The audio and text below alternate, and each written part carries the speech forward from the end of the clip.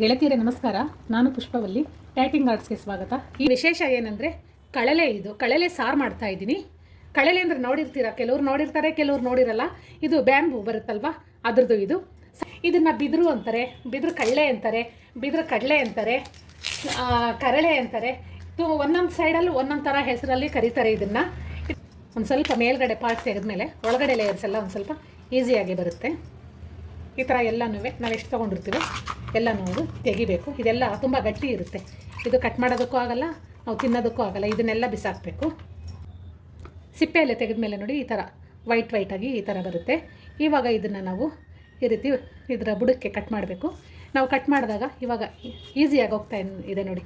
ಈ ಥರ ಈಸಿಯಾಗಿ ಹೋದಾಗ ಇದು ಎಳೆದಾಗಿದೆ ಅಂತ ಇದನ್ನು ನಾವು ಕಟ್ ಮಾಡ್ಕೊಂಡು ತೆಗಿಬೇಕು. ಕಬ್ಬು ತೊಗೊಂಡಾಗ ಈ ಥರ ಜಾಯಿಂಟ್ ಇರುತ್ತಲ್ವ, ಅದು ಗಟ್ಟಿ ಇರುತ್ತಲ್ವ, ಈ ರೀತಿ ಇರುತ್ತೆ. ಇಂಥದನ್ನು ತೆಗೆದುಬಿಡಬೇಕು. ನೋಡಿ, ಇದು ಮೇಲ್ಗಡೆ ಲೇಯರ್ಸಲ್ಲೇ ತೆಗೆದಿದ್ದಾಗಿದೆ. ಇದು ಇಷ್ಟು ಸಿಕ್ಕಿದೆ. ಇವಾಗ ಇದನ್ನು ನಾವು ಸಣ್ಣದಾಗಿ ಹೆಚ್ಕೋಬೇಕು. ಹೆಚ್ಚಿದ್ದಾಗಿದೆ. ಇದರಲ್ಲಿ ಸುಮಾರು ಒಂದು ಅರ್ಧ kg ಅಷ್ಟಿದೆ. ಈಗ ಇದನ್ನು ಒಂದು ಪಾತ್ರೆಗೆ ಹಾಕ್ಕೊಂಡು ಅದಕ್ಕೆ ಮುಳುಗೋ ಅಷ್ಟು ನೀರು ಹಾಕಿ ಅದ್ರ ಜೊತೆಗೆ ಒಂದು 2 ಸ್ಪೂನಷ್ಟು ಕಲ್ಲುಪ್ಪು ಹಾಕಿ ಚೆನ್ನಾಗಿ ಮಿಕ್ಸ್ ಮಾಡಿ ಇದಕ್ಕೆ ಒಂದು ಪ್ಲೇಟ್ ಮುಚ್ಚಿಬಿಟ್ಟು ನೈಟ್ ಫುಲ್ಲು ಹೀಗೆ ಇಟ್ಟಿರಬೇಕು. ಹಾಗೆ ಒಂದು ಬಟ್ಲಿಗೆ 100 ಗ್ರಾಮಷ್ಟು ಅಲಸಂದೆ ಕಾಳು, 100 ಗ್ರಾಮಷ್ಟು ಹಸಿ ಕಡಲೆ, ಗ್ರಾಮಷ್ಟು ಹಸಿರು ಕಾಳು, 1 ಹಿಡಿಯಷ್ಟು ರಾಜ್ಮಾ ಕಾಳು. ಇದು ರಾಜ್ಮಾ ಹಾಕಲೇಬೇಕು ಅಂತೇನಿಲ್ಲ, ಆಪ್ಷನಲ್ಲು. ಮನೇಲಿದ್ದರೆ ಹಾಕ್ಬೋದು, ಇಲ್ಲಾಂದರೆ ಇಲ್ಲ. ಇದನ್ನು ನೀರು ಹಾಕಿ ಚೆನ್ನಾಗಿ 2 ರಿಂದ 3 ಸಲ ತೊಳಿಬೇಕು. ತೊಳೆದಿದ್ದಾದಮೇಲೆ ಈ ಕಾಳಿಗಿಂತ ಮೇಲೆ ಒಂದು 2 ಇಂಚಷ್ಟು ನೀರು ಬರಬೇಕು. ಅಷ್ಟು ಹಾಕಿ ಇದನ್ನು ನೈಟ್ ಪೂರ್ತಿ ನೆನೆಸಿಡಬೇಕು. ದೊಡ್ಡ ನಿಂಬೆಹಣ್ಣಿನ ಗಾತ್ರ ಹುಣಸೆ ಹಣ್ಣು ಒಂದು 2 ಸಲ ತೊಳೆದು 2 ಸಲ ಚೆನ್ನಾಗಿ ತೊಳೆದು ಇದಕ್ಕೂ ಸಹ ನೀರು ಹಾಕಿ ನೆನೆಸಿಟ್ಕೋಬೇಕು.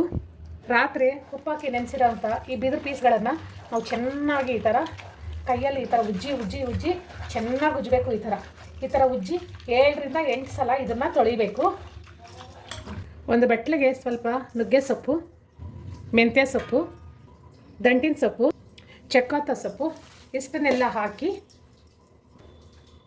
ಉಗುರು ಬೆಚ್ಚಗಿರೋ ನೀರು ಹಾಕಿ ಜೊತೆಗೆ ಸ್ವಲ್ಪ ಕಲ್ಲು ಉಪ್ಪು ಹಾಕಿ ಚೆನ್ನಾಗಿ ಮಿಕ್ಸ್ ಮಾಡಿ ಒಂದು 10 ನಿಮಿಷ ಹಾಗೆ ಬಿಡಬೇಕು. 10 ನಿಮಿಷ ಆದಮೇಲೆ ಈ ನೀರನ್ನೆಲ್ಲ ಚೆಲ್ಲಿ ಬೇರೆ ನೀರು ಹಾಕಿ ಒಂದು 2 ಸಲ ಚೆನ್ನಾಗಿ ತೊಳ್ಕೊಂಡು ಈ ರೀತಿಯಾಗಿ ಸಣ್ಣಕ್ಕೆ ಹೆಚ್ಕೋಬೇಕು. ಕುಕ್ಕರ್ಗೆ ತೊಳೆದಿಟ್ಕೊಂಡಿರೋಂಥ 200 ಗ್ರಾಮಷ್ಟು ತೊಗರಿಬೇಳೆ ಹಾಕಿ ರಾತ್ರಿನೇ ನೆನೆಸಿ ಇಟ್ಕೊಂಡಿರೋಂಥ ಎಲ್ಲ ಕಾಳುಗಳನ್ನು ಹಾಕಿ ಕಟ್ ಮಾಡಿ ಚೆನ್ನಾಗಿ ತೊಳೆದಿಟ್ಕೊಂಡಿರೋಂಥ ಬಿದಿರು ಪೀಸ್ಗಳನ್ನು ಹಾಕಿ ಸೊಪ್ಪು ಹಾಕಿ ಕಟ್ ಮಾಡಿ ಇಟ್ಕೊಂಡಿರೋಂಥ ಬೀನ್ಸು, ನವಿಲುಕೋಸು, ಸೀಮೆ ಬದನೆಕಾಯಿ, ಕ್ಯಾರೆಟು, ಹೀರೆಕಾಯಿ, ಆಲೂಗೆಡ್ಡೆ, ಟೊಮೊಟೊ ಎಲ್ಲವನ್ನು ಹಾಕಿ ಇದಕ್ಕೆ 1.5 ಲೀಟ್ರಷ್ಟು ನೀರು ಹಾಕ್ಕೊಳ್ತಾ ಇದ್ದೀನಿ.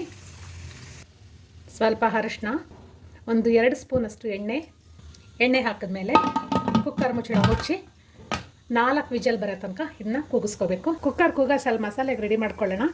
1 ಸ್ಪೂನಷ್ಟು ಜೀರಿಗೆ, ಅರ್ಧ ಸ್ಪೂನಷ್ಟು ಮೆಣಸು, 1.5 ಸ್ಪೂನಷ್ಟು ಧನಿಯಾ, 20 ಮೆಣಸಿನಕಾಯಿ. ಇದಿಷ್ಟನ್ನು ಸ್ವಲ್ಪ ಎಣ್ಣೆ ಹಾಕಿ ಹುರ್ಕೋಬೇಕು. ನಂತರ ಅದ್ರ ಜೊತೆಗೆ 3 ಸ್ಪೂನಷ್ಟು ಗಸಗಸೆ, ಹೊಂಬಣ್ಣ ಬರೋ ತನಕ ಹುರಿದಿರೋ ಅಕ್ಕಿ 1/4 ಸ್ಪೂನು, ದಪ್ಪದು ಈರುಳ್ಳಿ 1 ಹೆಚ್ಕೊಂಡಿದ್ದೀನಿ. ಇದೆಲ್ಲವನ್ನು ನುಣ್ಣಗೆ ರುಬ್ಕೋಬೇಕು. ಬೆಂದಿರೋಂಥ ತರಕಾರಿಗೆ ರುಬ್ಕೊಂಡಿರೋ ಮಸಾಲೆ ಹಾಕಿ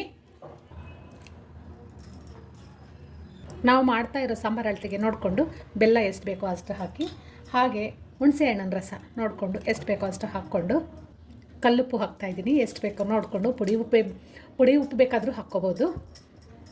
ಹಾಗೆ ಇದಕ್ಕೆ ಒಂದು ಸ್ವಲ್ಪ ನೀರು ಹಾಕಿ ಚೆನ್ನಾಗಿ ಹೊಂದಿಸ್ಕೊಂಡು ಇದನ್ನು ಒಲೆ ಮೇಲಿಟ್ಟು ಚೆನ್ನಾಗಿ ಕುದಿಸ್ಕೋಬೇಕು.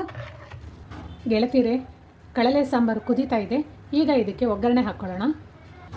ಒಗ್ಗರಣೆಗೆ ಎಣ್ಣೆ ಹಾಕಿ, ಎಣ್ಣೆ ಕಾದ ನಂತರ ಸಾಸಿವೆ ಹಾಕಿ, ಸಾಸಿವೆ ಸಿಡಿದ ನಂತರ ಸ್ವಲ್ಪ ಇಂಗು ಪುಡಿ ಹಾಕಿ ಕರ್ಬೇವಿನ ಸೊಪ್ಪು ಹಾಕಿದ್ರೆ ಒಗ್ಗರಣೆ ರೆಡಿ. ಇವಾಗ ಇದನ್ನು ಸಾಂಬಾರಿಗೆ ಹಾಕ್ಕೊಳ್ಳೋಣ.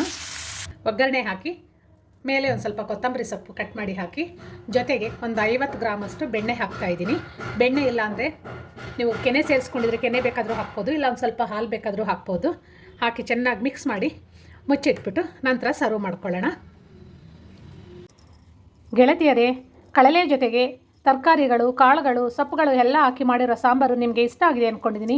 ಇಷ್ಟ ಆಗಿದರೆ ಲೈಕ್ ಮಾಡಿ, ಶೇರ್ ಮಾಡಿ, ಹಾಗೆ ನನ್ನ ಚಾನಲ್ಗೆ ಸಬ್ಸ್ಕ್ರೈಬ್ ಮಾಡಿ.